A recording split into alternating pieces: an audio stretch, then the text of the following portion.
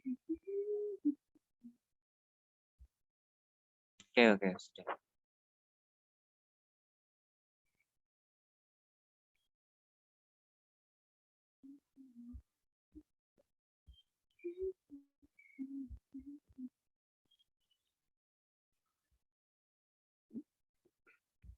Oke, bisa dimulai.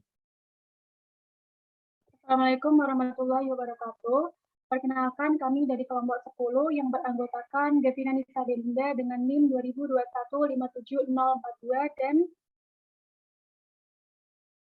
Dan David Sukitario Wiranata dengan NIM 2021570048. Pada presentasi kali ini kita akan membahas tentang Islam dan gender. Lanjut. Yang pertama itu adalah definisi gender. Gender berasal dari bahasa Inggris yang berarti jenis kelamin. Menurut istilah, merupakan konsep yang digunakan untuk mengidentifikasi perbedaan antara laki-laki dan perempuan dilihat dari segi pengaruh sosial budaya.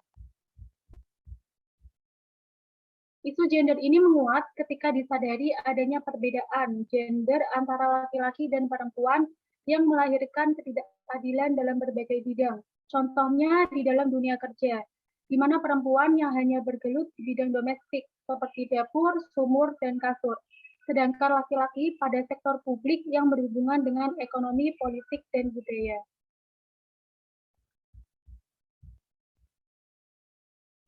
Adanya anggapan tentang ketidaksetaraan gender ini menyebabkan bahwa perempuan toh nantinya akan ke dapur, kenapa harus sekolah tinggi-tinggi? Atau karena anggapan bahwa perempuan itu emosional, maka dia tidak tepat untuk memimpin partai politik atau menjadi presiden. Perbedaan antara laki-laki dan perempuan ternyata tidak hanya secara fisik, tetapi juga psikologikal. Ada orang yang secara fisiknya laki-laki, namun kejiwaannya perempuan, dan begitu juga sebaliknya. Inilah yang disebut dengan transseksual. Dari kecenderungan itu kemudian muncul istilah yaitu lesbian dan homoseksual, di mana lesbian itu merupakan perempuan yang suka dengan perempuan dan homoseksual itu laki-laki yang suka dengan laki-laki. Kesetaraan gender dalam Al-Quran itu tertuang dalam Quran Surat Al-Isra ayat 70, di mana Allah telah menciptakan manusia, yaitu laki-laki dan perempuan dalam bentuk yang terbaik, dengan kedudukan yang paling terhormat. Manusia juga diciptakan mulia dengan memiliki akal, perasaan, dan menerima petunjuk. Yang kedua itu dalam Quran Surat Al-Hujurat ayat 13, menciptakan manusia berpasang-pasangan, yaitu lelaki dan perempuan, supaya mereka hidup tenang dan tentram, agar saling mencintai dan menyayangi, serta kasih mengasihi, agar lahir dan menyebar banyak laki-laki dan perempuan, serta agar mereka saling mengenal. Untuk prinsip kesetaraan gender akan dijelaskan oleh David.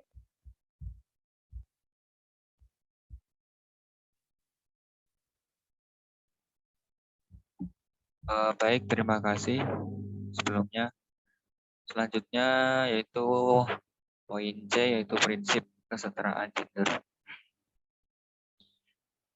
Yang pertama, laki-laki dan perempuan sama sebagai apa? Dalam Quran Surah Az-Zariyah ayat 56 dijelaskan bahwa tidak ada perbedaan dalam banyaknya amal ibadah. Keduanya mempunyai potensi dan peluang yang sama untuk menjadi hamba ideal karena mencapai derajat mutakun. Tidak dikenal adanya perbedaan jenis kelamin, suku, bangsa, atau kelompok jenis tertentu. Selanjutnya B, laki-laki dan perempuan sebagai khalifah di bumi. Dalam Quran Surah Al-An'am ayat 165 dijelaskan bahwa laki-laki dan perempuan untuk menjadi khalifah di bumi akan mempertanggungjawabkan tugas kekhalifahannya. Sama halnya mereka bertanggung jawab sebagai hamba Tuhan. Yang selanjutnya yaitu C, laki-laki dan perempuan menerima perjanjian awal dengan Tuhan. Yang terakhir prinsip kesetaraan gender yaitu D, laki-laki dan perempuan sama-sama berpotensi meraih prestasi. Dari kesimpulan tersebut, yaitu adalah Islam sebagai agama yang menjunjung tinggi nilai keadilan dan bersamaan mengandung prinsip-prinsip kesetaraan dalam hal yang implementasi kesetaraan gender, perspektif Al-Quran dalam hukum Islam terlihat pada adanya transformasi hukum Islam yang bertalian dengan isu kesetaraan relasi antara laki-laki dan perempuan, seperti pada hukum poligami dan kewarisan dalam Islam.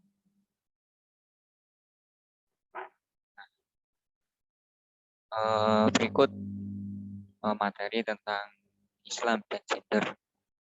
Barangkali ada yang ingin disampaikan, yang ditanyakan, boleh bertanya melalui kolom chat. Terima kasih.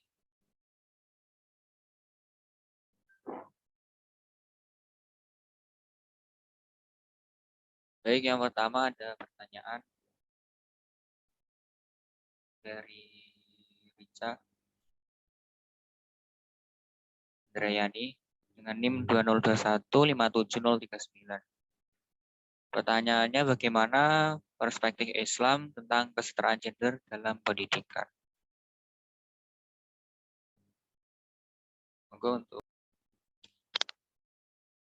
Untuk pertanyaan dari Rica, mungkin akan saya jawab. Saya ulangi pertanyaannya lagi. Bagaimana perspektif Islam tentang kesetaraan gender dalam pendidikan? Yaitu ajaran Islam tidak ada diskriminasi pendidikan antara laki-laki dan perempuan. Keduanya sama-sama diwajibkan menuntut ilmu sesuai dengan fitrahnya, mengembangkan potensinya dalam rangka melaksanakan tugas hidup sebagai hamba maupun sebagai khalifah Allah di muka bumi. Mungkin apakah cukup jelas jawabannya? Jelas. Untuk pertanyaan yang kedua, yaitu dari Mutiara Makinanti dengan NIM 20215740. Apakah setiap wanita berhak mendapat kesetaraan gender? Jawabannya yaitu sangat berhak, karena kesetaraan gender itu merupakan salah satu hak asasi kita sebagai manusia.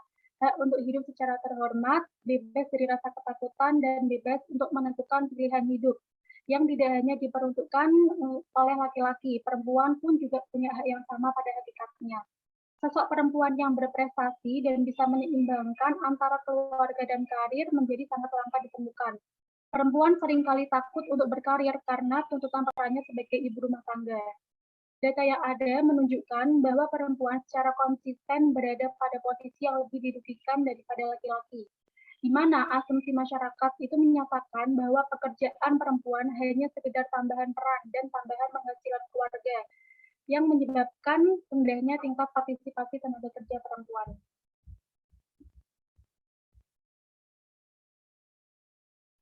Ya, apakah untuk jawaban dari Devina dari pertanyaan Mutia cukup jelas?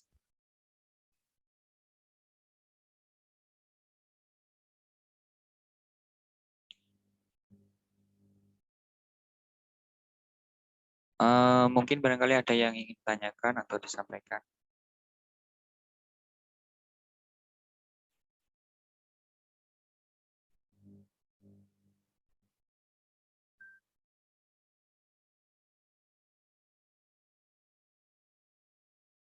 Oke, mungkin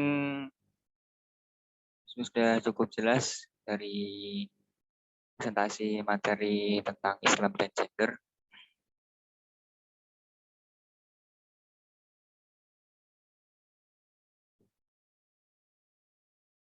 Mungkin hanya itu yang bisa kita sampaikan untuk materi tentang Islam dan gender.